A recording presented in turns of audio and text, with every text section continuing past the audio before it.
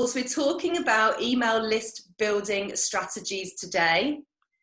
Talking about email list building strategies, and Allie has grown her community and her tribe to over 50,000 yogis from all over the world, which is incredible, right? Absolutely incredible. And she is an incredible yoga business owner. She's going to be sharing her story and her journey with you guys today here in the group. So really exciting stuff. So have you guys, had you been following Allie prior to this event? Did you know Allie? Did you know the Journey Junkie? Let me know in the comments. Let's have a look here, see what's going on. See what's going on.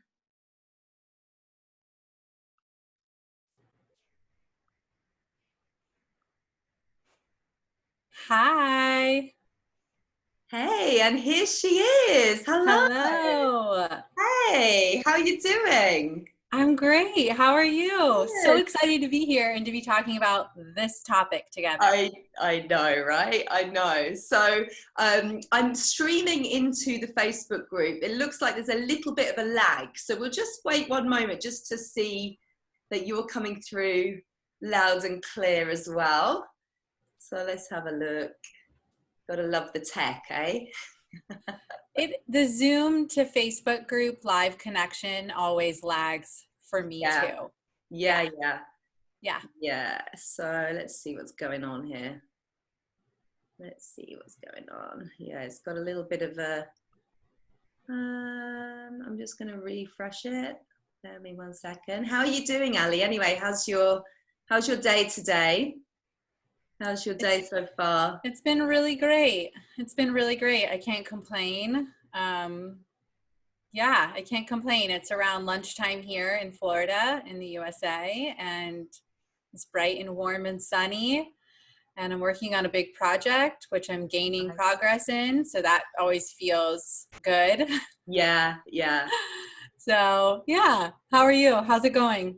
I'm really great. I'm really great. So it looks like we might have lost the connection. Bear with me 1 second. Oh, yeah. It looks like we've lost the connection. So, let's have a go. Right, 1 sec. Let's try again. Send it back into the group. Yeah, it looks like we've lost the connection to the group, which is weird. But and I went in there early to test it out and everything. No worries. Okay, give me a moment. Let's just give it another go. This is where I teach the members of my community to stay calm when it goes wrong. That's a good tagline. You know, just stay calm, keep your cool. It's all good. Yeah, you have to be this way with tech. You can't for sure. let the angst overtake you.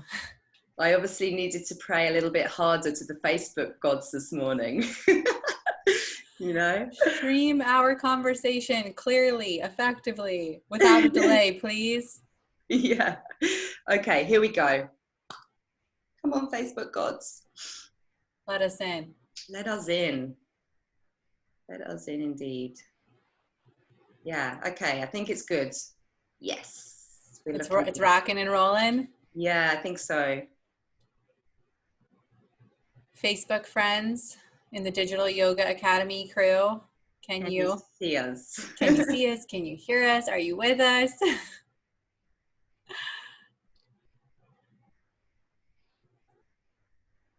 Yeah, we're looking good. I think people are joining again, so that's good. Just give them a moment to rejoin.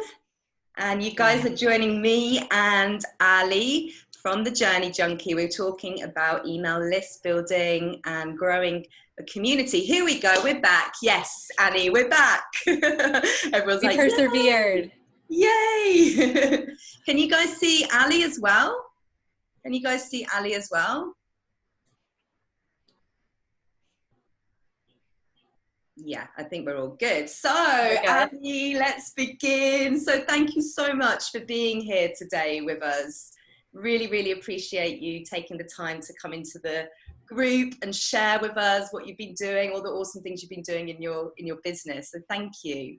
Yeah, thanks for having me in your corner of the world. I joined your group not long ago, and I'm loving what everyone's working on and talking about and working through and supporting one another through. So it's an amazing community to be part of, and for everyone who's in it, take advantage of it. It's an important space to be if you're looking to become a yoga business owner and leverage the online space. Amazing, thank you. So we're talking about how you've grown your community today, and before we kind of get into that, let's just hear a little bit more about you and, you know, your journey with the Journey Junkie, how that came to be. Yeah, so I'm 32. When I was 24, I moved to Italy with my girlfriends and took a hiatus from the corporate life. And at the time, I'd been practicing yoga for about 2 years consistently. Moved to Italy, we found a local yoga studio. I kept practicing yoga very consistently, like 5 to 6 days a week. I had drank the Kool-Aid.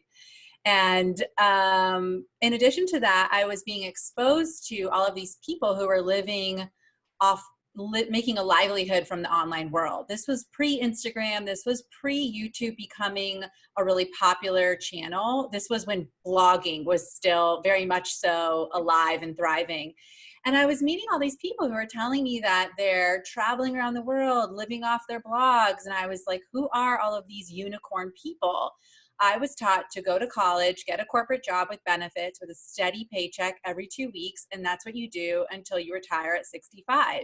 Mm-hmm. And so I was meeting all these people. They were blowing my mind and really expanding my awareness of what is possible in the world. And so I came home from that stint of living in Italy for 6 months with 2 things that were really top of mind. Number one, I wanted to figure out how to travel the world like those people were by living offline. And number 2, I knew I wanted to become a yoga teacher. So concurrently, I was going to yoga teacher training now, and I started the Journey Junkie blog. And I was also back in the corporate cubicle as well, in the soul-sucking corporate world, as I call it. Yeah. And the Journey Junkie started as a travel blog. And I used to share lots of travel articles based on my 6 months of living in Italy and traveling around Europe. And that's how I got started, hence the name, The Journey Junkie. And then I ran out of travel content because I stopped traveling because I was in a corporate cubicle again. And I was like, oh shit, I've got this blog. I have nothing to talk about. And so I shifted it to start talking about yoga when I was in my YTT. And it was very basic back then.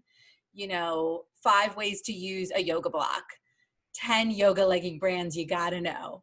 Yeah. 7 yoga accessories you have to have. And I did that for a long time. I blogged about very basic stuff. And so that's how my journey got started. Amazing. I love that. So how many years ago was it that you left your corporate job? I didn't quit my corporate job until about 3 years ago, maybe 2.5 years ago. Okay. Yeah, but I've been at the Journey Junkie for 6 years. 6 years. Maybe more. Right, okay. And I often remind teachers here in this community that we all start with zero. So, you know, going back to when you first started, you know, 5 or 6 years ago, you had 0 people in your community, 0 subscribers on your email list. How did that feel back then? And like, what was your vision? Did you ever imagine that you would grow your list to, you know, over 50,000? No way. I never thought that was possible. And I was really stricken by comparison and fear, so much so that during my yoga teacher training, we did this exercise where we spoke about our fears. And it was this very eye-opening exercise that helped me get over my fears of being in the blogging world, because I was comparing myself to all of these huge blogs that were many years ahead of me, right? Like many years. And I was crippled. I would write a blog post or I would put up a YouTube video, and then I would like ghost for 3 months and not put anything up because I was so afraid. Like, like, am I doing this wrong? Am I doing it right? Is anyone even reading or watching? And I stayed in that like gray zone for really longer than I needed to, but that was part of my journey, right? And we all know, these journeys are not linear at all. Yeah, They're yeah. very circular and zigzaggy. And yeah, I feel all the feelings that you guys are feeling. And I still feel those feelings anytime I'm entering into new territory. So anytime I'm expanding our business, changing our business, adding a new branch to our business, I have to contend with those same feelings of someone's doing it better and why even bother? And do Yeah. I want to take on this workload? Oh, I'm really glad that you've talked about this. It's the classic imposter syndrome, isn't it? And it really does impact all of us. And it's not, I always say that these fears are like recycled. They're not new. We all experience them, and they don't just happen at the beginning of your business journey. They happen throughout, That's what makes it so up and down. And it's challenging, but we have to stay with the mindset stuff, right? We have to really be really stick to working on our mindset so that we can kind of move through these challenges and these blocks and continue to grow. Yes. And like to your point, how lucky are we that we're yoga teachers? So Yeah. we're in the business of a mind science, Yeah. and we know the tools, we know pranayama, we know asana, we know meditation better than anyone else in other business categories. And so we have the tools to overcome the angst and the fear and the overwhelm and the comparison and the imposter syndrome. And I think we need to be reminded of that. Like we have the tools in our toolkit. Yeah, totally. So you started with your blog. That's how it all kind of came about. So talk to us about other types of content that you've used in your business to attract, your ideal students.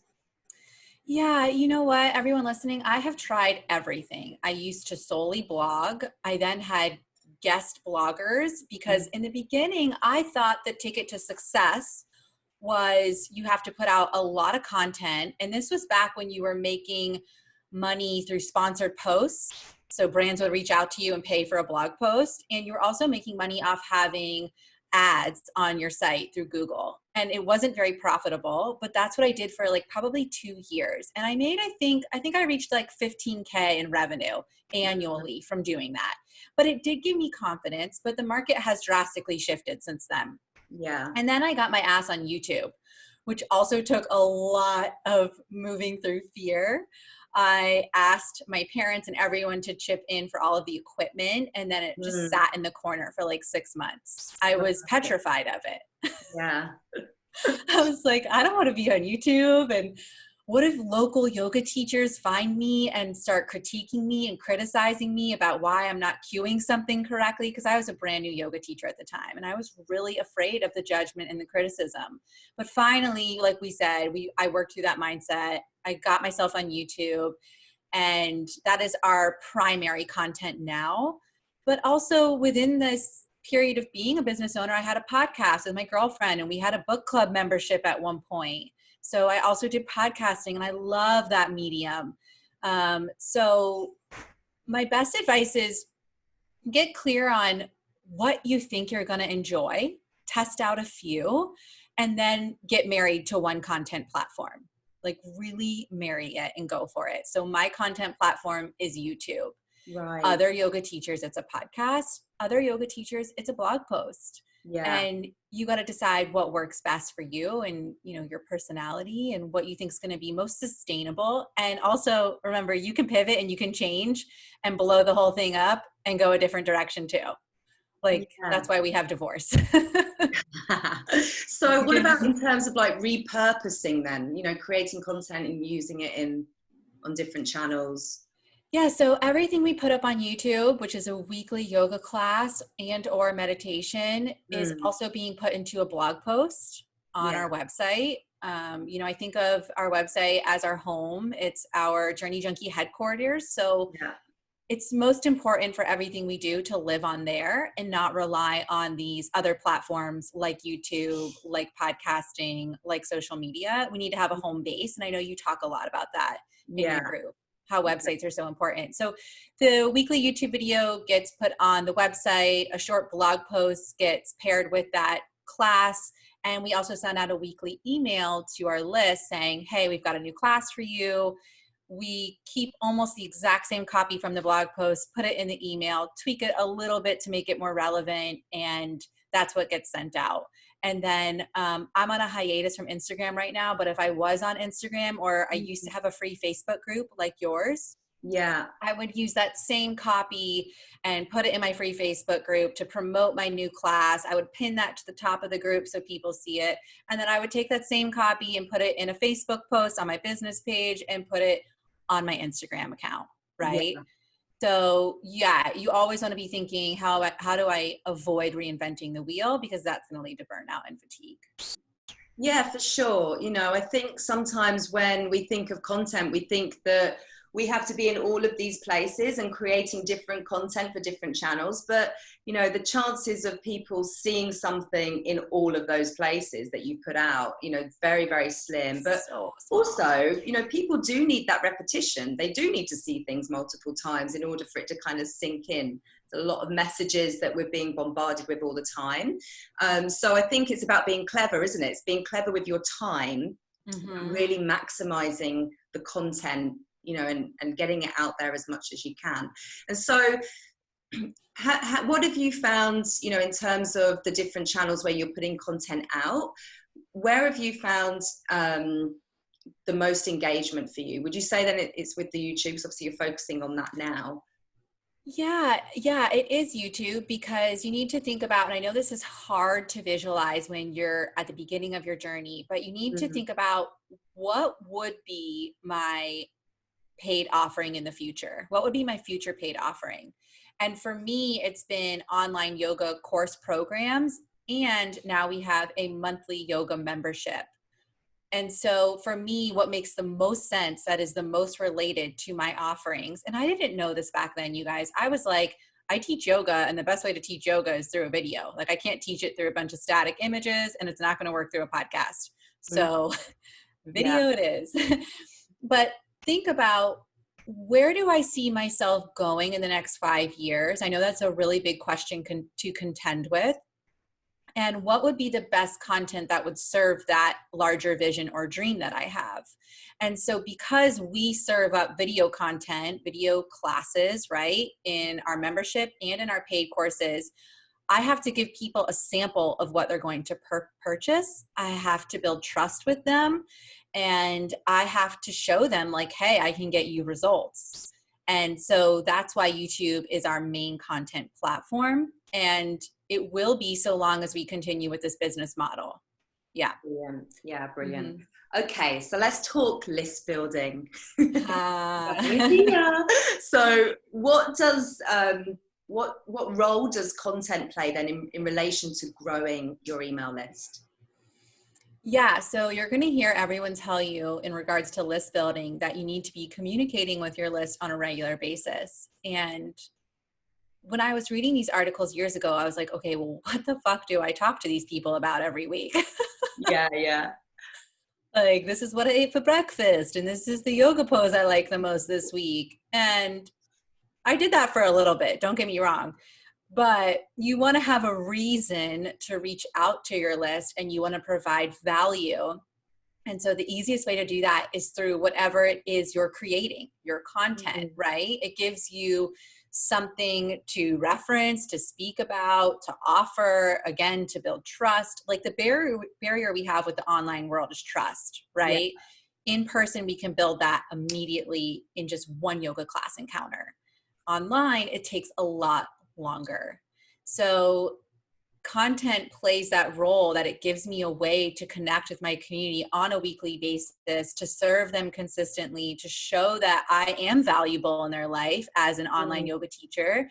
And when it comes time to launch my paid programs, they know who I am. I've been in their inbox every single week. Whether they've opened my emails or not, I'm not some random stranger, right? Yeah.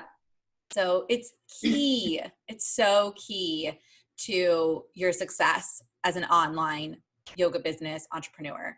Yeah. Yeah, totally. And if you're creating, you know, your regular video content, you've got something to talk to people about as well. You know, you've got a reason to be landing in their inbox every week. And what about then in terms of like actually getting people onto your email list? And I know you do a lot of challenges and video series, but what does that kind of look like for you, and how has it developed over the years? Yeah, so quickly after we got on YouTube, I realized other people doing challenges, and we did our first one called the 30 Pose Journey.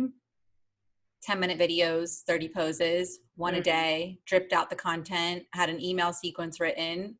It took a lot of time, and there was no instant monetary reward, I'll say, right? Because the monetary reward came later. But that was an amazing list builder. From there, we did a 7-day yoga body bootcamp challenge. As you can suspect, it was a power yoga focus, a vinyasa strength focus. Then I've done so many challenges, it's insane now that I'm thinking about it. So I've used them for list building and done them for free, put them out on YouTube. And when the challenge went live, I did a lot of promotion around it, right? Yeah. Using all the social media channels I had. This was before I was using Facebook ads. And I would get everyone super, super excited, right? And then the challenge would go live. I would drip the content on YouTube, drip the content through through your email service platform. But then the challenge is evergreen. It's available forever. Yeah. And those challenges still bring people onto my list like 4 years later, which is the beauty of them. And then every time we launch a paid offering, we're always putting a challenge in front of it, always. So in late January last year, we reopened our online Body, Mind, Soul studio. Yeah. And we did a 7-day challenge on the front end before it opened. And it's key. It's so key to the success of our launches. And every single launch I've done, I've had a challenge before it, a 3-day, a 5-day, a 7-day. And I'm getting ready to do the same thing next month when we reopen our studio doors again. Right. Okay. So you've experimented with like different variations of the challenge.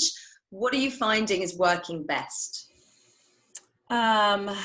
What's working best, I've learned over the years, are short, bite-sized pieces of content that people can accomplish quickly, so they feel like they've gained progress and like you're getting them results. Yeah. So what I used to do, and what many online content creators do, and I still do this sometimes too, is we give way too much content. We overwhelm them. Now it's day 5 of the challenge. They haven't even done day 1 of the challenge. They feel guilty. They feel like it's too far along. I can't catch up. I'm going to stop opening your emails now. Yeah, that's it. There's a fine line, isn't there? You have to really work on getting that right.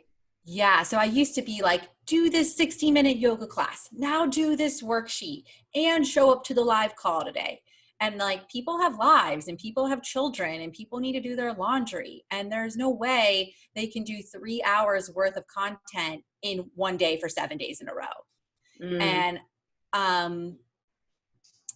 don't do that.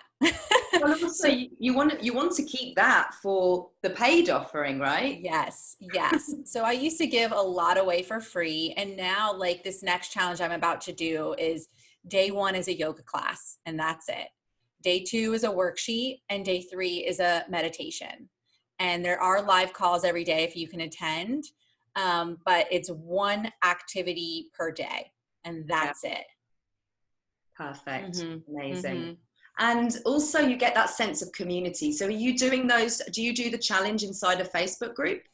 So I used to run a Facebook group. It got to around 25,000 people. And personally, I felt like I wasn't running it effectively, and it had reached a place where there was too many people and too much posting, where when I posted, it wasn't even getting any engagement. And I was spending my time and paying my assistant to be in there and manage the group.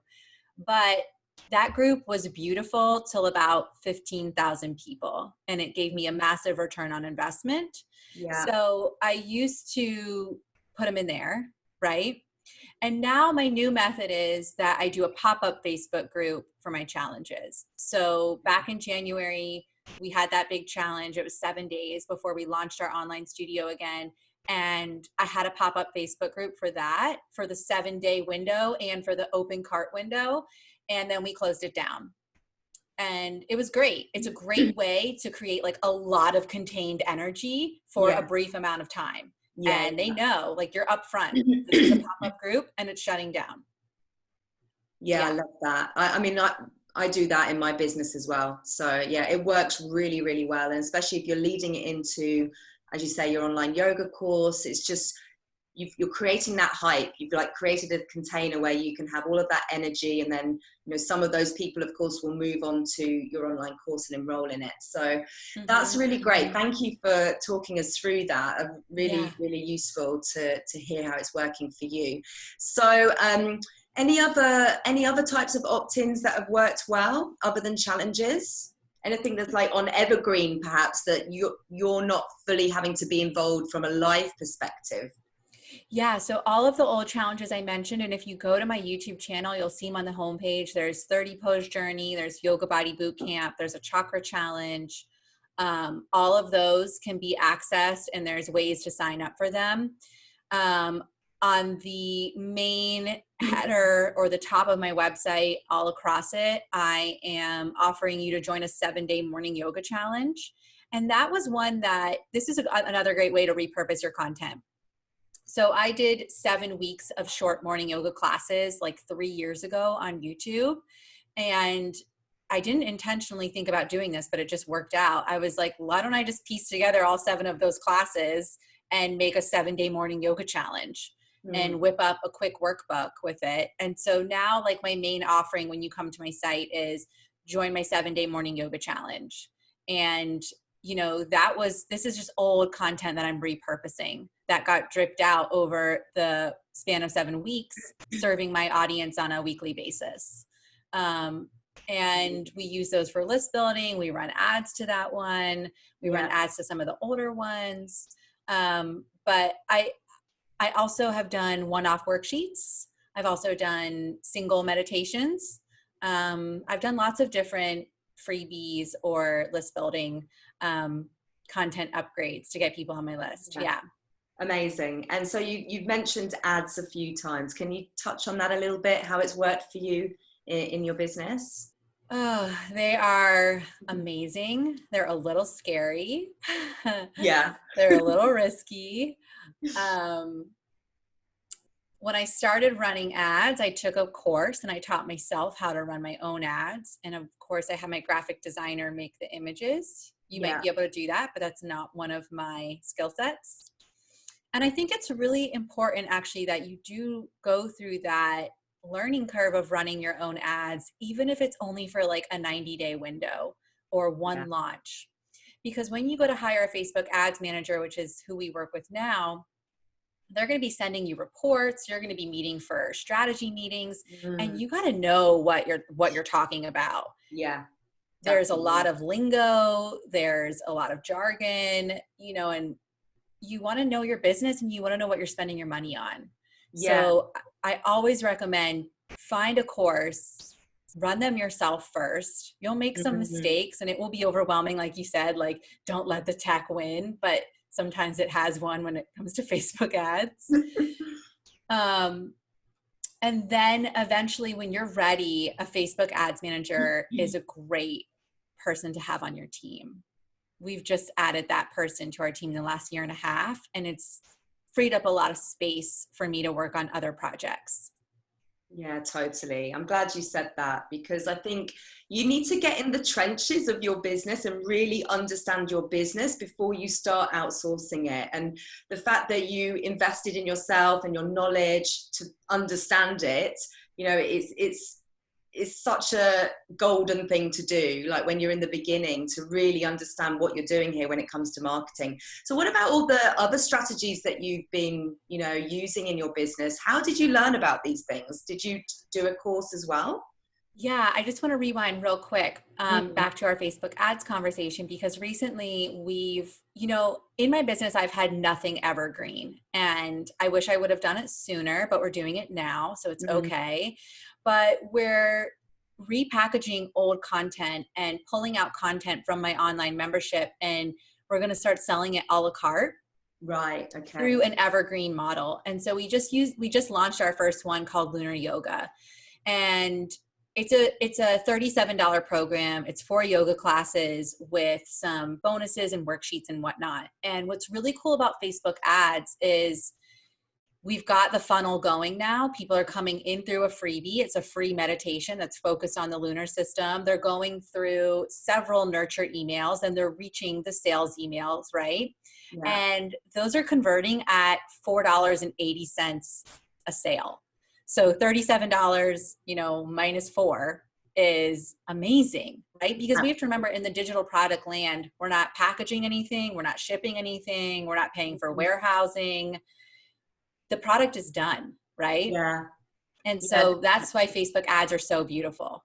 Yeah. And I think when you get the results like that, it helps with your mindset, because in the beginning you're scared to spend money, right? But when you actually start learning more and you understand it more, then and you see that it's actually working, then you're more confident to actually spend the money, right? You're like, okay, I can do Yeah. this now. I can spend money. I can scale up. So that's Yes. interesting. Yeah. Yeah, it's so good. And then going back to your question that you just asked me, is Mm. the way I learned all this is I had to buy courses. Yeah. Yeah. um, I had to invest. And the first course I ever bought was called Blog to Biz. And it literally took my blog and turned it into a business. And it taught me how to create my first ever course. Yeah. And that first ever course we launched to 20,000 people on my email list. So when I got serious about building my email list, I had 2,000 people on there. And it was like, I was using MailChimp, and I was just sending you a monthly newsletter about nothing in particular. I was just sending you one because I knew I was supposed to. And then for like a year, we got so hyper focused on YouTube. We did all of those challenges I mentioned for free. In a year's time, we built it to 20,000. So it was an awesome way to leverage YouTube, leverage Pinterest, leverage my website. Mm. And so when we launched that first course, it was a 21-day yoga program. It was $129, 20,000 people on the list, and we made $70,000 in 3 weeks. Yeah. And it Amazing. blew my mind. Like, I hadn't Yeah. sold anything yet online, and I wasn't really sure like if this online world thing was real. And then real quick, I learned it is real. Yeah. Yeah. And on that launch, where I ran all of my own ads, we spent $10,000 in ads. So we made $60,000 profit, Yeah. which was more than my annual marketing salary at the time. Yeah, I'm seeing similar results for Digital Yoga Academy, and spending that amount. I think on the last launch that I did, we spent $8,000. So I think, it's not something you're going to do straight away. Like, you have to get into the trenches, as I said, and you've got to learn, and you've got to invest in your knowledge, but it's totally possible. And I always say, this is not a quick win. This is about building a sustainable business, right? It's not like an overnight success, quick win. You've got to put the work in. You've got to really be committed to it. And I think if your passion is to share, and you just know that in your bones that this is what you're meant to do, then you need to commit to it, and commit to your learning is so important. Absolutely. Absolutely. And, the number one common denominator between the people who are reaching these higher levels of success, and even the people I see that kind of started at the same time as me, and they've catapulted way further forward. And I'm realizing, like, oh shit, it's investing in yourself. Yeah. After I bought that first course, I kind of got into this mentality that I can figure it out on my own. Like, this one course is enough to solve all of my problems. I'll figure everything out through listening to podcasts and watching YouTube tutorials, and I'll piece it together. And like, that was me operating from a scarcity mindset. Yeah. And I've just kind of 3 years later realized this. Yeah. And so now I'm really recommitting and doubling down to reinvesting the money we make back into courses. And eventually, hopefully, I can join a high-level mastermind and get a coach, because that is just going to streamline your business operations so well. It's going to give you so much clarity, purpose, and direction. And you're not going to have to go in as many circles as I have, and maybe you had to, I don't know. Yeah. But I went in a lot of fucking circles. And there were many times where I was like, I'm done. I'm burnt out. I'm blowing everything up. Honey, husband, you're going back to work full time, and I'm going to be a housewife. Like, I'm done with this. And I just had that conversation in February. And it looked like hiring a new team member, asking my husband to really step in and be more of like a COO role for me, because he has a project management background, and elevating my other team member to take on more and have more ownership, because I'm like way too in the weeds right now. But in the beginning, I was in the weeds for a long time, and that's okay. And you should be in the weeds. Trenches. So, definitely. Invest in the course, invest in the program, invest in the coaching. It matters so much. Yeah, for sure. I mean, for me personally, this year I've invested £10,000 in a coach, working with a coach, and it's like, but when you're ready, when you're ready, like the coach shows up when you're ready, right? And already, like within a few weeks of working with her, I'd made back that investment. So it's like, it pays for itself. It always does. And it helps you to expand. Okay. So, obviously email marketing, we've been talking about that, but what is your advice for a teacher who prefers to spend their time growing their Instagram following over growing their email list? Stop immediately. I don't want to say it's a waste of your time, but it's a waste of your time. Listen, guys, like I have been dealing just with some mindset challenges. Like I said, back in February, I was ready to just like blow up my business right after we spent $10,000 building a custom app. I was like, okay, I'm done. And I was having some serious mindset issues, and I decided to go off Instagram. And I've been off Instagram since like February 1st. And my business is still running, and it's still making money. And the reason it's doing that is because of my email list. Yeah. I sell out all of my retreats through my email list. Like, it is the number one piece of our business that we rely on to create connection, to create community, and bring in revenue. And it's the number one way that you can talk to people directly. I know that our inboxes are overflowing, and so you might think it's not effective, but you can learn strategies to make it effective. And Instagram, I have about 30,000 followers on there. And it's just like the amount of true engagement and true exposure I'm getting is so small compared to my email list. And Instagram has been designed to keep you in their app. It is so beautiful. It is so visually appealing. It is so addicting that to actually get someone to click out of the app, so they've swiped up, they followed the link in your bio, to get them to take that kind of action is difficult. The app is so fun to be in. So I would say, if you love Instagram, keep it, but you should not make it your main focus for building your community, because it's distracting. It's designed for people to stay in it. People are using it as a vice, as a tool to kind of disengage from their own lives. And it also breeds a lot of comparison for people. And it's a time sucker. It's a massive time sucker. Whereas your email list is the number one way that you will, again, create connection, build community, and increase revenue. Yeah. So put your efforts there. Yeah. And you'll have seen this yourself, but there's a direct correlation, right, between the growth of your email list, the growth of your community, and the growth of your bank account. Yeah. Absolutely. And I do want to caution you guys, because our email list is around 70,000 now, and our open rates are going down the bigger our list becomes. And that's more because I've had a lack of strategy when it comes to running my business. I've taken some hiatuses because my husband and I just were sailing for 2 years and we were in really remote locations. So I wasn't really able to stay as connected. And it definitely severed the trust a little bit. I see it in my open rates. I see it in my click-through rates.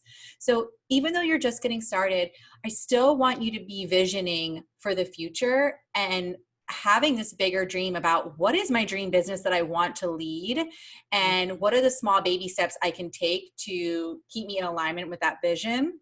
Because I really operated in the last few years on a whim, like, oh, I have this great idea, and oh, this sounds fun in my business, and I'm going to do this now. And I think it's definitely, when I go back and reflect, I'm like, okay, why is this person making $1 million and I'm not? Or why do they have 1 million subscribers on their YouTube channel and I don't? And we start at the same time. And I can go back now and really see, oh, that's why. And it's okay. Like, I've had to reckon with that. It's okay. And it's my own unique journey, and I'll get there when I will. But if I could go back and change anything, it would be having some strategy, having a lot of strategy and clarity, which you get from investing in courses and in coaches, and sticking with that strategy for the long term and the long haul. And that definitely gets woven into your email list and your communication with them. So, yeah, but going back to your question, yeah, Instagram is a great tool for connection. It's not going to increase your revenue. And I see lots of influencers on Instagram with like 500,000 followers, right? And I feel really confident in guessing that they're not making as much money as me, because they're doing just a lot of sponsored posts and like random crap. And sure, they might be making a few thousand, but I don't think they're making multiple six figures. No, well, it's harder to convert from there. I mean, it's a great place to, be visible. And certainly, we're not saying to everybody here, get off Instagram. But what we are saying is focus on your email list. Like, ask yourself the question, what am I doing this week to grow my email list? Am I spending more of my time in Instagram, in the feeds, like, scrolling through the news feed, or am I doing anything to grow my email list? So it's really, just kind of taking a moment to reflect on where we're spending our time and energy, and, making changes if we need to. And I would say, for everyone starting out their email list, what is your specialty within the yoga realm? And I know you talk a lot about niching, and niching is so hard. And I think it's hard because many of us get thrown in as yoga teachers, and we teach very general yoga classes. And we have to take it upon ourselves to go get specialty training and niche down. And some of us never do. Like, we simply enjoy these more general hatha, vinyasa power classes, but that's really broad. So it's difficult to niche down. But if you can think about what is something that I'm really interested in sharing, and then make that into a freebie, into your lead generation offer, and stick with that for like a year. You know what I mean? And promote it everywhere. Plug it, promote it, talk about it. And as you're promoting it, your email list is going to build. Then you're going to stay in constant communication with them consistently, like we've spoken about, because you're going to be talking about your weekly content offering that's providing value. And eventually, in that time period, you'll come closer to what it is you want to create and sell and serve to your community. But yeah, put some really good thought. I have a lot of freebies and stuff, and I think it would be better if you had one really badass one. And then, of course, you can change it. But what is the one that is going to lead to, like I said, that bigger vision or dream for your business? Yeah, I mean, definitely. You want to be giving people a taster, and you want it to be really good. So they're like, oh my gosh, if this is how good her freebie is, her online course must be amazing. So you want to be giving people a taster as to what they would get further down the line, for sure. Amazing. So we talked a bit about your niche there, but just because there's a couple of questions that have come in on it. Like, how long did it take you for you to realize what your niche is and your ideal student? Oh girl, I'm like, you guys, I'm going to be really transparent. I'm working that out right now. It's an ongoing process, right? I'm working that out right now, because the model I've been doing all these years has been, like I said, generic, mostly generic more vanilla yoga, and 25-minute morning yoga class for energy, stuff like that, right? I still love to teach it, but it does, like, there's only so much of it. It is what brings in the general population, classes that are, you know, helping people with general stuff, but your competition then is massive. We've got Yoga with Adrienne on YouTube that's got like 7 million followers. You've got all of these big names. In addition to the individual big names, you've got Yoga International, Yoga Glow, Alo Moves. You've got all of these big streaming services, and we just can't compete with them because their budgets are massive. So sure. I'm kind of just awakening to the fact that I finally need to nail down who my ideal customer is. And I've actually been working through that in a course recently. And I think my big niche, the thing I'm most connected to is helping yoga students by teaching them that yoga is a daily tool to be used not just for burning calories, but for transforming your well-being and your livelihood. Like, I am not concerned with you doing crow pose. And this is for me in my journey. 3 years ago, I was telling everyone to learn crow pose, right? So we can shift. But now I'm more concerned with, like, how is yoga supporting you on a daily basis? Are you utilizing pranayama, restorative poses before bed? Do you know how to access your nervous system to downregulate? Like, I'm more concerned with the more transformative concepts and aspects. And so that's where my niche is now. Yeah, perfect. 3 years ago, though, it was power yoga. Yeah, this is it. You know, you have to be open to allowing it to evolve as you evolve as a teacher as well. And I think it's an ongoing process, right? As you get more experience and you build your community, and you can get that feedback from people as well. So you start to understand what, you know, the people who you are attracting, what they actually want and what they're actually looking for from their yoga practice. And also, you know, speaking to that is like being okay with the fact that since I've moved away from power yoga, and I also really specialize in the chakra system, I love that system. I've lost a lot of people because they want to burn calories and they want to tone their muscles and they want to do the goddamn split pose, Hanumanasana, and I'm not their teacher anymore. And that was hard at first, but now I'm just like, okay, there's plenty of other yoga teachers out there. And this is why all of us can be successful, is because we can't be everything to everyone. And eventually when we just get over that little bit of rejection, it's like, okay, great. I'm making space for the people who do want to be here and who are vibing with me and attracting that audience and that tribe to what I can serve and offer. And it's okay if you shift, like we just said, and evolve. You're going to lose some people, but then you're going to gain new people. And so that's definitely been an ebb and a flow in my business as I evolve as a human and also a business owner and a yoga teacher. And that's part of the process. Yeah.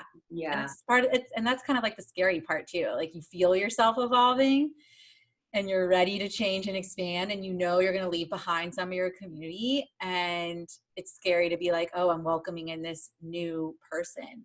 So that's always like that, what you were saying, how we revisit those fears and limiting beliefs. That comes up for me a lot when I know that I'm transitioning. Oh, that's amazing. That's so beautiful. Thank you for sharing and being so transparent and open on that. So before we finish up, Allie, any other advice that you might have specifically around, I don't know, I guess like the qualities of a yoga business owner? Like, what should we be really, what should we be really looking to live when we move forward with our business? Yeah, I want to say, piggybacking off what we just spoke about, we all know as yoga teachers, our yoga practice comes first. And there's been many a time where my yoga practice has come second, third, fourth, fifth. And I find that when that happens, I'm really misaligned with my core values and my mission. I'm misaligned from my work, and I feel like an imposter in my own community because I'm telling everyone else to practice yoga and I'm not practicing yoga. I'm also really big about reminding myself, and I was reminded this at my recent teacher training I attended, that as yoga teachers, we need to stop defining yoga as asana. Listening to a podcast to evolve our yoga business is also yoga. Like, she helped me reframe it. Meditation before bed is yoga. Writing in my journal is yoga. Svadhyaya. Like, I had to also reframe that, because not every day am I going to get on my mat and do a practice, but am I practicing yoga in other ways? And so that really helped me get over this limiting belief that like I am bad and I'm not being a good enough teacher. Yeah. Because you're going to get stretched. You're going to get stretched when you come onto this online yoga world and you turn your teaching yoga in a studio into an online yoga business. And what I also want to say, so that's number one, is stick with your practices and also reframe what yoga is. It's going to nourish your soul, and it's going to keep you in alignment and in integrity with your core values and your personal mission. And also know what your core values are and know what your mission is. This is stuff that I am also just becoming aware of. Like, I thought I knew them, and then I've been doing a lot of practices around them, and finally I've arrived at it. Like, my core value is freedom. What is yours? And so, yes, authenticity, inspiration, motivation, other things matter. But if freedom isn't being fulfilled for me in my business, and if it feels heavy, then I'm not happy. So knowing your core values, knowing your mission statement for your business are important, and even just for you individually. So that kind of like soul piece of the work. And then also have a content strategy in place. So the number one thing that's going to burn you out is when you're on the hamster wheel of creating content and you're like, oh shit, I'm supposed to have a video ready tomorrow. And that is going to really stress you out. So get out a big piece of poster board, get out sticky notes, go, if you're wanting to do a podcast or YouTube, get on those platforms, Google, research, what have other people already done? And then listen, don't reinvent the wheel. There's thousands of morning yoga classes. There's thousands more that will be made. So come up with a content strategy and plan out your next 90 days, your next 3 months of content, and get it done like within 2 weeks. Film all the yoga videos you need to do, then write all the blog posts and emails, get it all scheduled so you make space to work on bigger things that you want to create in your business, like your freebie and your building your email list and having a Facebook community and eventually a paid program. So get a content strategy in place so you can remove the overwhelm, right? I used to do that. I used to be like, oh my God, we have to film a class and freak out. And I would be up really late editing and writing the blog post and the email. So try not to do that to yourself. Be kind and compassionate. And the last thing I want to say is I think I see a lot of people in your group and some other online yoga marketing groups I'm in. Don't forget that your business can be a blend, because I see a lot of people talking about like, now I feel really comfortable online, but I still like to teach in studio. I still want to do retreats. You know, we lead in-person retreats. Eventually we'll lead in-person YTTs. Eventually I want to have business masterminds where I'm coaching yoga teachers. So your business can be this eclectic offering of different services. So you don't have to give up teaching in the studio, right? You can have this beautiful blend and they can complement one another. So let's say you still teach in a studio. I don't anymore, but let's say you do. It's a great time to connect with the people in there and say, hey, I also teach online. If you're not able to make it to the studio one day, find me on YouTube and we can connect in your home. And eventually that's going to lead to them being on your email list. And maybe they're going to come on retreat with you or join your YTT program or do your online program, your online yoga course, right? So we can blend them. We don't have to have this like, I'm only online and I'm only in the studio. And I think that's important because so many of us are in the studio. And get creative with it. How can you blend the two? And how can you leverage the online world to just amplify what you already do in the studio, right? Amazing. Absolutely amazing advice from you, Allie. And so true, so true. You know, we can, I love that. It's the get creative part, right? We can be creative and we make the decisions ourselves at the end of the day. Like, we're the business owner. So you know, we make the decisions and we can make changes like that if we want to, you know? So That's really great. Yeah. Thank you. Yeah, we have that ownership and that authority. Like when I shut down my 25,000 person Facebook group, that was a really scary decision.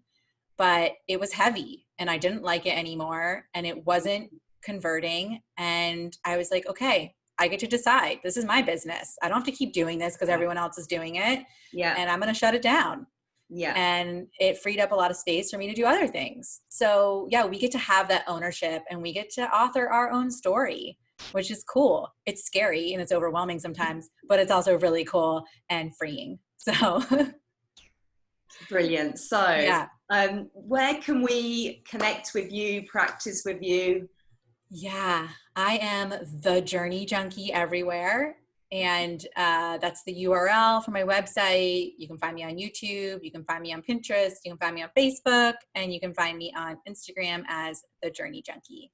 Yeah. Perfect. Well, thank you so much for joining us today. It's been nearly an hour talking. So I thank know. you so much, Allie. Hey, You're Kelly, I have one more legend. thing I wanted to share. And I thought about it before our call and then I didn't share it, is for those of you who are just starting out, and even if you're as far along as we are, something that I've been doing in my business for years that's really helpful is save the stuff that is within your industry and niche and that is inspiring. So have a folder in your inbox, and when you get sales emails or even just great emails from people like Kelly or someone else, save that in that folder and then you can go back and reference it. Or if you see a YouTube yoga class of mine and you really like the style of it, save it in a private playlist, like an inspiration playlist. And if you see Facebook ads being run and you're like, whoa, that graphic is so great and I love her copy, screenshot the whole thing and have a folder called Facebook ad inspo. Same for Instagram, like screenshot the ad. Because that has been so helpful in helping me kind of re-engineer what other people are doing and pull it apart and understand the strategy that they're doing in their own business. And I do that for many different niches. I have lots of saved stuff from other people. Me too. And it's, yeah, you too. Yeah. Me I too. think that's a really good I'm way. screenshotting things, but it's funny you say that because actually in the Profitable Yoga Teacher, which is my 6-month program that takes you through creating and launching an online yoga course, you're the inspiration in that. There's quite a few of screenshots of your ads and emails. Yeah. That's awesome. So do that for yourself, you guys. Like as you're seeing it, save it, and then you can reference back to it, and it will be so helpful to have your own library, so to say. So that was my last plug. Yeah, that's brilliant. Well, thank you so much, and thank you to everybody who joined us. We had a couple of connection issues along the way, so what I am going to do, I did record it in Zoom, guys. For those of you watching us now, I'm going to upload the full interview into the Facebook group as well, because we did cut out a couple of times, but there's still 70 of you watching right now, which is amazing. Thank you everyone for being here with Allie and I. Thank you guys. It's really fun to connect and chat. Yeah, thank you so much. You're welcome. See you in the group. Okay, I'm in the group, you guys, so I'll talk to you guys there. Big love. Bye. Enjoy the rest of your day. Thank you. Bye. Bye.